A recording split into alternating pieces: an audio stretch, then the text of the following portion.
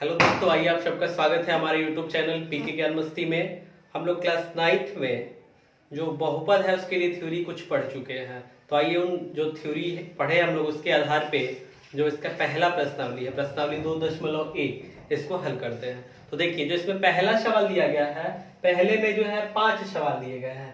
मैंने इनको लिख रखा है और कहा गया है कि जो पहले में कहा गया है, निर्देश दिया गया है कि जो व्यंजक दिए गए हैं, तो दिए गए व्यंजकों में बताइए कि कौन कौन बहुपद है, और साथ ही साथ इसका कारण भी पूछा गया कि कारण बताइए और कारण के साथ बताइए कि कौन बहुपद है। तो समझते हैं, हल करते हैं। ध्यान दीजिएगा, पहला जो सवाल दिया गया है 4x² माइनस 3x प्लस 7, यही वाला है।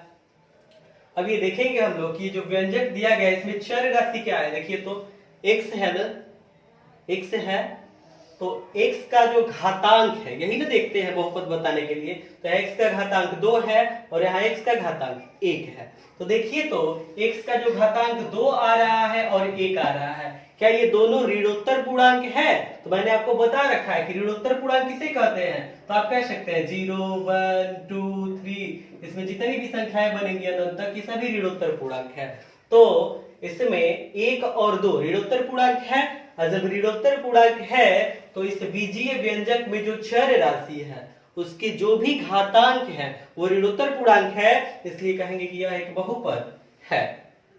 अब इसका कारण कैसे लिखेंगे, तो यही जो चीज हम लोग बोल रहे हैं कि जो बीजीय व्यंजक है इसमें चर राशि x के जो घातांक है 2 और 1 दोनों ही ऋणोत्तर पूर्णांक है, इसी को आप कारण में लिख लेंगे। अतः लिख लेंगे कि अतः यह व्यंजक एक बहुपद है।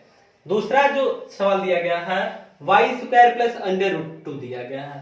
तो y² प्लस √2, इसमें देखिए तो कि जो चर राशि है वो क्या है, तो चर राशि y है और y की घातांक यहाँ 2 है। इसमें और कहीं y आया है? नहीं आया है। तो यहाँ जो y इसमें दिया गया है इसका घातांक 2 है और 2 एक ऋणोत्तर पूर्णांक है, इसमें आएगा ना। तो यानी कि ये जो व्यंजक दिया गया है इसमें जो चर राशि है इसका घातांक एक ऋणोत्तर पूर्णांक है, ये तो कारण हो जाएगा, इसमें लिख लेंगे आप। अतः ये जो दूसरा जो व्यंजक है यह एक बहुपद है। बिल्कुल इसी तरह से तीसरा सवाल समझते हैं। तो देखिए, तीसरा सवाल दिया गया है 3 × √t प्लस 3 × √2, इसको हल करते हैं। तो देखिए, इसको हम लोग ऐसे भी लिख सकते हैं, 3 और √t को t की घात 1/2 भी लिख सकते हैं, प्लस इसको मैंने ऐसे ही उतार दिया है। अब ये जो व्यंजक लिखा गया इसमें चर राशि क्या है, यह देखिए तो चर राशि t है, और जो चर राशि t है इसका घातांक यहाँ 1/2 है और यहाँ t का घातांक 1 है। तो जो t का घातांक यहाँ 1/2 बन रहा है और यहाँ t का जो घातांक है वो 1 है। तो ये जो व्यंजक दिया गया है इसमें जो चर राशि है t, इसका जो घातांक बन रहा है तो इसका घातांक 1 है, 1/2 है। तो 1 तो ऋणोत्तर पूर्णांक है, लेकिन 1/2 क्या इसमें आएगा?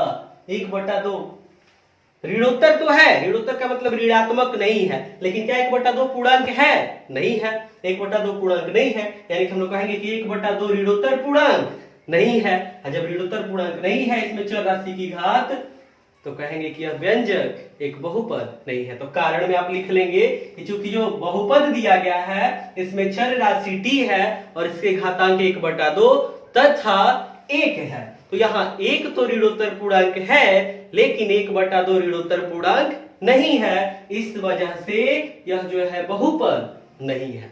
बिल्कुल इसी तरह से आइए हल करते हैं जो चौथा सवाल है। चौथा जो सवाल दिया गया है y + 2/y है, इसको हम लोग ऐसे भी लिख सकते हैं y + 2, और ये जो अपॉन में y है तो y का घात यहाँ 1 है, इसको जब ऊपर लेके आएंगे तो y की घात -1 बन जाएगा, यानी कि ऐसे भी इसको लिख सकते हैं y + 2 × y⁻⁻1। अब यहाँ समझिएगा, ये जो व्यंजक लिखा गया है इसमें चर राशि क्या है? y है। y के जो घातांक है, तो यहाँ देखिए y का घातांक यहाँ 1 है और यहाँ -1। तो आप देखेंगे कि जो घातांक है ऋणोत्तर पूर्णांक है कि नहीं है, तो समझिएगा 1 ऋणोत्तर पूर्णांक में आ जाएगा, लेकिन -1 तो ऋणोत्तर पूर्णांक नहीं है, ऋणोत्तर पूर्णांक बोल रहे हैं। ये चीज आपको मैंने समझा रखा है, जब बहुपद के लिए परिभाषा समझा रहे थे और उसके बारे में बता रहे थे तो उसमें इसके बारे में चर्चा कर चुके हैं हम लोग। तो आप उस वीडियो को देख लीजिए और फिर इसको देखिएगा, बेहतर समझ में आएगा। ऋणोत्तर पूर्णांक इन्हीं को कहते हैं, 0 1 2 3 4 ऐसे अलग अलग चलेंगे।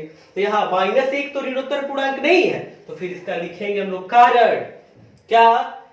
चूंकि ये जो व्यंजक है y + 2/y, इसमें y के जो घातांक है 1 तथा -1 है, और 1 तो ऋणोत्तर पूर्णांक है लेकिन -1 ऋणोत्तर पूर्णांक नहीं है। इस वजह से यह जो व्यंजक है y + 2/y यह एक बहुपद नहीं है। इस तरह से आप कारण लिख के और बता लेंगे कि बहुपद है कि नहीं है।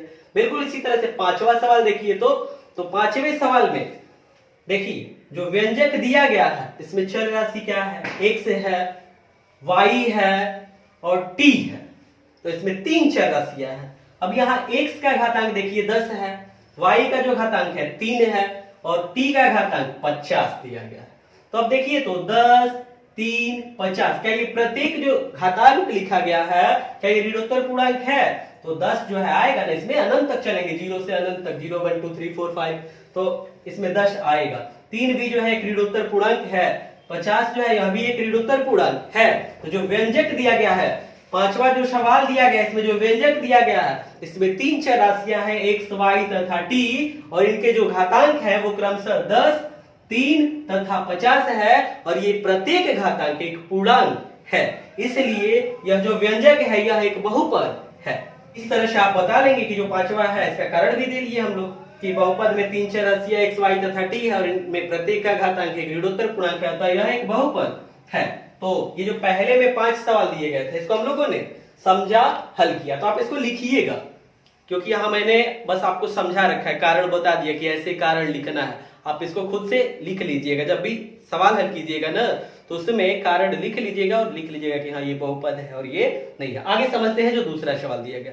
तो दूसरे सवाल में 4 सवाल दिया गया है, दूसरे वाले में 4 सवाल, और इसमें कहा गया है कि जो बहुपद लिखे गए हैं इसमें x² का गुणांक बताइए। तो देखिए पहला जो सवाल दिया गया है 2 + x² + x। अब इसमें समझते हैं, ध्यान दीजिएगा, इस बहुपद में x² कहां है? सबसे पहले तो आप ये देखिए यहां है। अब यहाँ x² का गुणांक क्या है? तो देखिए तो x² को 1 × x² लिख सकते हैं ना ऐसे, तो कहेंगे कि इसमें x² का गुणांक क्या है? 1 है। यानी कि जो पहला वाला सवाल है, दूसरे में पहला सवाल, इसमें x² का गुणांक क्या है? 1 है। लिख लेंगे आप कि 2 + x² + x, इसमें x² का गुणांक 1 है। दूसरा सवाल देखिए तो 2 - x² + x³, तो इसमें x² का गुणांक बताना है। तो दूसरे वाले में ये जो -x² लिखा गया है इसको हम लोग ऐसे भी तो कर सकते हैं, -1 × x²।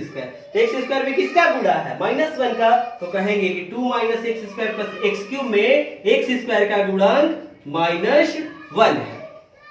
बिल्कुल इसी तरह से तीसरा सवाल देखिए तो π/2 × x² + x। इस बहुपद में इसमें भी कहा गया है कि x² का गुणांक बताइए। तो इसमें जो x² है इसके साथ किसका गुणा है? π/2 का। तो हम लोग कहेंगे तीसरे वाले सवाल के लिए कि x² का जो गुणांक है क्या है? देखिए तो x² का गुणांक π/2 है। इसी तरह से चौथा जो बहुपद दिया गया है √2 × x - 1, और कहा गया कि इसमें भी x² का गुणांक बताइए। तो इसमें बताइए कि x² आया ही नहीं है, मतलब x² का गुणांक क्या है? 0 है। आप इसको ऐसे भी समझ सकते हैं कि इसमें 0 × x² लिखेंगे तो यहाँ x² का गुणांक क्या बन रहा है? 0।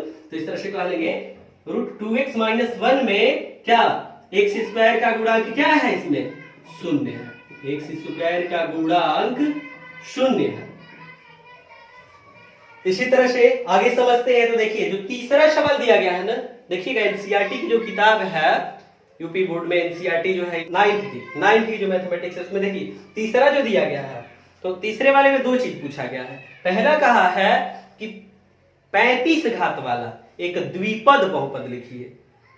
द्विपदीय बहुपद का मतलब क्या है? ऐसा बहुपद जिसमें पदों की संख्या 2 हो, और 35 घात वाला मतलब जो बहुपद लिखा जाए उसमें चर राशि की जो घातांक हो अधिकतम जो है, यानी कि अधिक से अधिक 35 हो। तो यहाँ मैंने एक लिख रखा है उदाहरण, x की घात 35 + 1। तब यहाँ देखिए तो इसमें पदों की संख्या क्या है?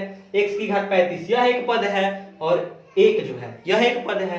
तो इस तरह पदों की संख्या 2 है, तो ये द्विपदीय है ना। द्विपदीय है। और देखिए तो इस बहुपद का घात कहा जाएगा तो कितना होगा, तो चर राशि जो है x है, इसमें इसकी अधिकतम घात यानी कि सबसे अधिक घात कितना 35 है, 35 ही तो आया है, तो सबसे अधिक इसी को ना कहेंगे।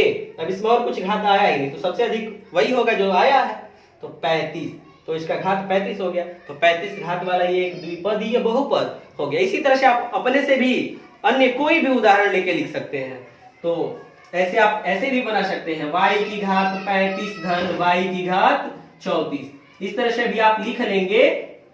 तो देखिए इसमें घात जो है यहाँ 35 है, यहाँ 34, तो इसका अधिकतम घात 35 न, तो ये 35 घात वाला बहुपद, और इसमें पदों की संख्या 2 है, एक y की घात 35 और एक y की घात 34, तो द्विपदीय बहुपद है। तो इसी तरह से आप अन्य उदाहरण भी कोई भी उदाहरण आप ले सकते हैं। इसमें कहा गया कि इसके लिए एक उदाहरण दीजिए। एक और उदाहरण कहा गया है कि एक 100 घात वाला एक पदीय बहुपद लिखिए। तो 100 घात वाला एक पदीय बहुपद कैसे लिखेंगे, तो देखिए मैंने x की घात 100 लिख लिया है, तो यहाँ चर राशि क्या है x न, इसकी घात 100 लिखा गया। तो अब इसमें और कोई चर राशि यहाँ लिखा गया नहीं ना, तो बस इसमें जो सबसे अधिक घात है तो क्या है, जो आया है वही सबसे अधिक है, तो 100, तो सबसे अधिक घात 100, तो ये बताइए 100 घात वाला बहुपद हो गया।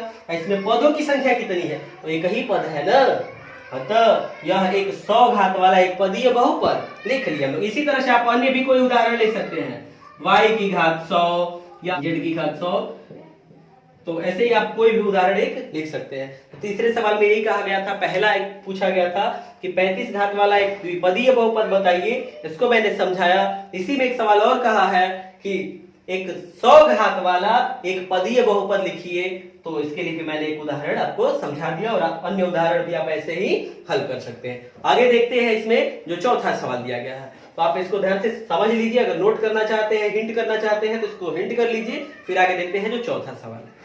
तो आगे देखिए जो चौथा सवाल दिया गया है, मैंने लिख रखा है, हम लोग को हल करना। चौथे सवाल में कहा गया है कि प्रत्येक बहुपद की घात बताइए, कि बहुपद जो है उसकी घात कितना है। देखते हैं, पहला सवाल दिया गया है 5 × x³ plus 4 × x² plus 7x। तो अब देखिए तो ये जो बहुपद लिखा गया है, इसमें चर राशि x है और जो x के घातांक है, तो देखिए यहाँ x का घातांक 3 है, यहाँ x का घातांक 2 है, और यहाँ x का घातांक 1 न, x का घातांक यहाँ 1 है।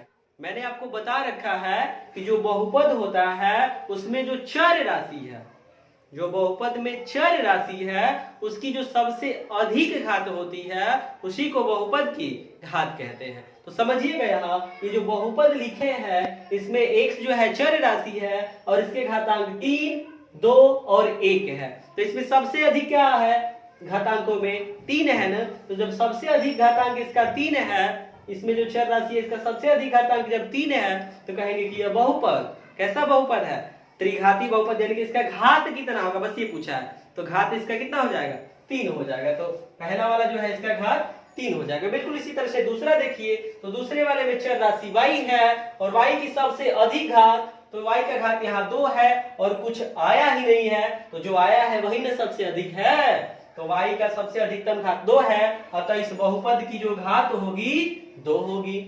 बिल्कुल इसी तरह से तीसरा सवाल देखिए, तो 5 × t माइनस √7 है, तो इसमें घात बताना है, तो इसमें चर राशि t है और t की जो घात है 1 है। अगर सबसे अधिक है कि घात कितना है t का, तो इसमें t का घात 1 आया, इसके अतिरिक्त तो और कुछ आया ही नहीं है t का घात, यानी कि सबसे अधिक t का घात 1 है, अतः इस बहुपद की घात 1 है। बिल्कुल इसी तरह से चौथा जो सवाल दिया गया, समझिएगा बिल्कुल ध्यान से, इसमें 3 लिखा गया है। तो बताइए कि जो 3 है इसको क्या हम लोग ऐसे 3 × x की घात 0 लिख सकते हैं, या फिर 3 × y की घात 0 लिख सकते हैं, या फिर 3 × z की घात 0 लिख सकते हैं, यानी कि 3 में गुणा करा देंगे। क्या कोई भी चर राशि लेके उसका घातांक 0 लिखें और उसका 3 से गुणा कराएं तो 3 ही मिलेगा, क्योंकि x की घात 0 का मान 1 हो जाएगा। या फिर कोई भी चर राशि लेते हैं उसका घातांक 0 रहेगा तो मान 1 हो जाएगा। तो ये जो बहुपद दिया गया है इसकी घात कितना होगा, 0। और मैंने जब आपको बहुपद का प्रकार पढ़ाया था तो उसमें भी बताया था कि अचर बहुपद के बारे में, कि अचर बहुपद वह बहुपद होता है यानी कि उस बहुपद को अचर बहुपद कहते हैं जिसमें जो चर राशि है उसके घातांक जो है क्या हो, शून्य। मतलब कि बहुपद की घात ही शून्य हो, उसे अचर बहुपद कहते हैं। तो इसको मैंने आपको समझाया कैसे लिख सकते हैं। कोई भी अचर संख्या ले ले और उसका घात शून्य से गुणा करा दे इसमें, तो फिर मिल जाएगा 3 ही। तो इस तरह से इसका घात शून्य होगा। पांचवा सवाल समझिए। तो पांचवें सवाल में हम लोगों को बताना है कि ये जो बहुपद दिए गए हैं, कौन बहुपद जो है रैखिक बहुपद है अथवा एक घातीय बहुपद। रैखिक अथवा एक घातीय दोनों का मतलब एक ही है। या फिर कौन द्विघातीय बहुपद है या फिर कौन त्रिघातीय बहुपद है। तो आइए इसको लिखा जाए, समझा जाए। तो देखिए पहला वाला जो दिया गया है बहुपद एक्स स्क्वायर प्लस एक्स, तो पहले तो आप ये देखिए कि इसका बहुपद का घात क्या है। तो जैसे यहाँ घात हम लोगों ने बताया, बिल्कुल इसी तरह से इसमें चर राशि x है, इसकी सबसे अधिक घात, तो यहाँ 1 और यहाँ 2 आ रहा है, तो सबसे अधिक 2 है ना, तो बहुपद की घात 2 है। और जब बहुपद की घात 2 है, ये कैसा बहुपद होगा, द्विघाती बहुपद। कैसा बहुपद, द्विघाती बहुपद।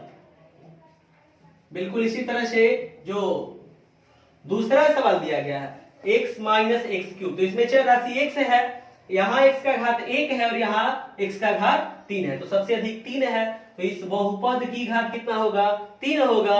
और जब बहुपद की घात 3 होगा, ये कैसा बहुपद, त्रिघात बहुपद। त्रिघात या त्रिघाती भी कहते हैं, त्रिघात। इसको आप केवल द्विघात भी लिख लेंगे तो सही है, द्विघात बहुपद। और इसको क्या त्रिघात बहुपद कहेंगे हम लोग, जब घात 3 है तो त्रिघात बहुपद। इसी तरह से तीसरा सवाल समझिए, y plus y square plus 4 है। तो ये जो बहुपद लिखा गया इसमें चर राशि क्या है, y ना, और y का जो घात है, तो देखिए यहाँ y का घात 1 है और यहाँ y का घात 2 है। तो 1 और 2 इसमें सबसे अधिक क्या, 2 ना, यानी कि इस बहुपद का घात जो है 2 है। जब बहुपद का घात 2 है तो कैसा बहुपद, द्विघात बहुपद होगा। लिख लेंगे कैसा बहुपद, द्विघात बहुपद। इसी तरह से आगे समझते हैं। देखिए चौथा जो सवाल दिया गया है 1 प्लस एक्स, तो इसमें चर राशि क्या है, x, और जो चर राशि x है इसका घातांक कितना है, 1। और कोई है x, इसमें इसका घातांक 1, इसके अतिरिक्त भी और कोई लिखा गया हो जिसमें x का घातांक कुछ लिखा तो नहीं है, यानी कि x का घातांक 1 है। तो सबसे अधिक घात इसमें x का क्या कहेंगे, 1 ना। तो ये कैसा बहुपद, एक घातीय बहुपद या फिर रैखिक बहुपद, दोनों में से कोई भी लिख सकते हैं। तो यहाँ लिख ले रहे हैं क्या, रैखिक बहुपद कहेंगे इसको हम लोग। रैखिक बहुपद को ही एक घातीय बहुपद भी कहते हैं। पांचवा देखिए 3 इंटू टी, तो इसमें जो चर राशि है t है और इसकी घातांक कितना है, इसका घातांक 1 ना। तो यहाँ इस बहुपद में चर राशि की सबसे अधिक घात 1 है, अतः यह कैसा बहुपद, रैखिक बहुपद अथवा एक घातीय बहुपद, कोई भी लिख सकते हैं। रैखिक बहुपद है, रैखिक बहुपद। बिल्कुल इसी तरह से आगे देखिए 6 नंबर जो दिया गया है आर स्क्वायर लिखा गया है। तो इसमें इस बहुपद में चर राशि क्या है, r न, और इसका घातांक 2 है। तो सबसे अधिक यही है क्योंकि इसमें और कुछ नहीं आया है, तो सबसे अधिकतम घात 2 है। तो इस बहुपद की घात कितना होगा, 2 होगा। तो फिर ये कैसा बहुपद, द्विघात बहुपद। द्विघात बहुपद, 2 घात है तो द्विघात बहुपद। बिल्कुल इसी तरह से देख लीजिए यहाँ जो 7 नंबर सवाल दिया गया है इसमें 7 इंटू एक्स क्यूब है। ये जो चर राशि है इसमें क्या है, x है और इसकी सबसे अधिक घात 3 आ रहा है, इसके अतिरिक्त कोई नहीं आया, मतलब सबसे अधिक घात 3 है। चर राशि की सबसे अधिक घात 3 है। तो बताइए कि कैसा बहुपद होगा। तो इसका आंसर जो है मैं नहीं बताऊंगा, आप इसको कमेंट बॉक्स में लिख के बताइएगा कि जो 7 नंबर सवाल है यह कैसा बहुपद होगा, रैखिक बहुपद होगा कि द्विघात बहुपद होगा कि त्रिघात बहुपद होगा। इसका आंसर आप कमेंट बॉक्स में लिख के भेजेंगे। तो दोस्तों इस तरह से हम लोगों ने जो बहुपद है क्लास 9th में जो प्रश्नावली 2.1 है, बहुपद में प्रश्नावली 2.1 यानी कि बहुपद का पहला प्रश्नावली, इसको हम लोगों ने इस वीडियो में, इसमें जो भी सवाल दिए गए उसको हम लोगों ने पढ़ा, समझा, हल किया। तो इस तरह से ये पहला प्रश्नावली पूरा हुआ। ये जो सवाल मैं आपको समझा रहा हूँ, जो कुछ भी बता रहा हूँ मैं आपको, यदि आपको समझ में आता है, आपको अच्छा लगता है, तो यह जो वीडियो है इसको अपने दोस्तों के साथ शेयर कीजिए ताकि वह भी इसके माध्यम से पढ़ सके। और जो हमारा चैनल है पीके ज्ञान मस्ती, उसको सब्सक्राइब कर लीजिए। साथ ही साथ बेल नोटिफिकेशन को प्रेस कर लीजिएगा ताकि जब भी मैं नए वीडियो अपलोड करूं आपको उसकी जानकारी सबसे पहले प्राप्त हो और आप लगातार मैथमेटिक्स के सवाल को आसानी से हल करते रहिए। तब तक के लिए सवाल जो है इसको हल कीजिए, नोट्स बनाइए, आगे पढ़ते रहिए। फिर मिलेंगे हम लोग अगले वीडियो में। जय हिंद दोस्तों।